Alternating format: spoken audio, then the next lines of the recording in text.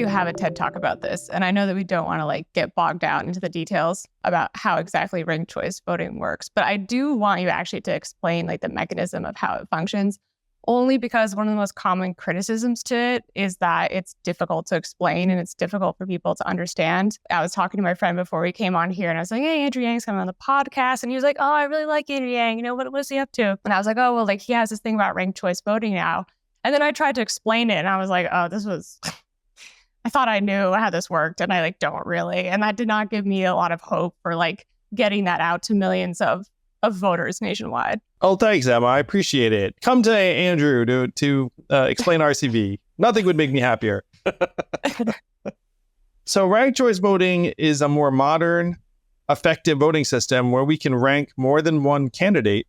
And if your candidate does not win a majority, then your vote flows through to your second choice until someone does have a majority. So if there are 5 candidates in the race and one person has 51% in the first round, then obviously that person wins. And everyone would understand that. But if no one has a majority, then they take the voters who voted for the worst performing candidate in the field and reallocate their votes until someone does get a majority. And so this has very dramatic positive effects, because it means that whoever wins actually had majority appeal. Whereas if you have 3 or 4 candidates, it's possible to win a race like J.D. Vance did with 32% of the vote, and that's not very representative or fair.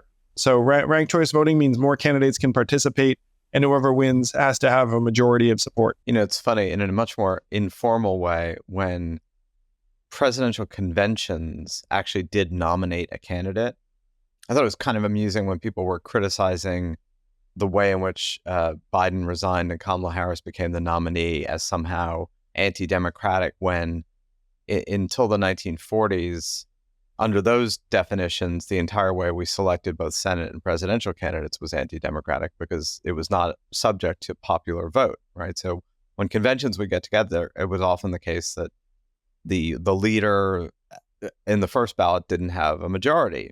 And you'd have a lot of negotiation to reallocate votes. It wasn't as transparent as ranked choice voting, but in a sense, it was a way of recognizing that there can be a lot of different energies, camps, ideas represented even in one party that have to be sort of massaged and figured out. And then that's a lot of what presidential conventions did before the 1950s and 1960s. I do wonder about this, whether or not the not just the inertia of the established parties, and I'm interested how you found this in doing forward, but the intense territoriality of we are going to try not just to prevent, but to destroy any viable third party or alternatives, because that interferes with our monopoly on the political franchise. Well, the clearest example of this is Nevada, where it was proposed to Nevada voters saying, hey, how would you like to be able to vote for anyone in the primary, regardless of party?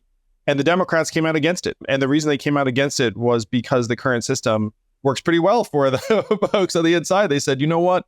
We don't want you to be able to vote for anyone. We'd rather essentially have this system where we can control who gets nominated, and then it's just our one candidate against the one candidate on the other side. And so the arguments they had to level to the voters, Zachary, were really pretty weird and dark. It was that this would get too confusing for you if you could vote for whoever you wanted was one. There were, people were like, wait a minute, I actually kind of like the idea of voting for whomever I wanted, to the point that this won 53-47 in Nevada in 22, despite the fact that both major parties came out against it, which just goes to show that there's a massive appetite for this kind of change, but that the parties are going to fight it where they don't think it's in their interests. You know what I mean? If you run this in a place like Idaho, the Democrats are not going to care because they're like, whatever, it's a red state. We're weaklings there anyway. Who cares? But then if you run it someplace where they feel very strong, they're like, oh, we don't like it. What it really is that it weakens the control of the parties over who runs, what issues they run on, and what the outcome is, because it's just a little bit more open and dynamic. And I'm going to suggest that would be a win for most American voters. So they're like, hey, sure, that sounds good to me. But then the parties will say no, no, no, depending upon where it is. And we think that's fairly unprincipled and lowercase d democratic. It's like, look, the system just opens it up so that more of us can have a say, and that your incentives are better when you're in office. Because when you're in office right now, your incentives are just to placate and please the most extreme partisan voters in your base who show up to the primary, because the primary controls everything. It's like, shouldn't you have to make 51% of us happy? Like the illusion? like can't we make the illusion reality? They don't like it because right now they have a very precise win number. They know how to get there. They know who the resources are going to come from. And so they've got a fairly locked down, established process, and they don't want to open it up. So what happens if there are 5 candidates and you rank 3? All of your 3 are thrown out, You don't have to, heck, I ran in a ranked choice voting election. I was like, you don't have to rank anyone aside from me. Just rank me number 1, call it a day. and all that happens then is that if I don't get a majority, then your vote doesn't go anywhere. And that's exactly what's happening right now in the current system. So no one gets disadvantaged.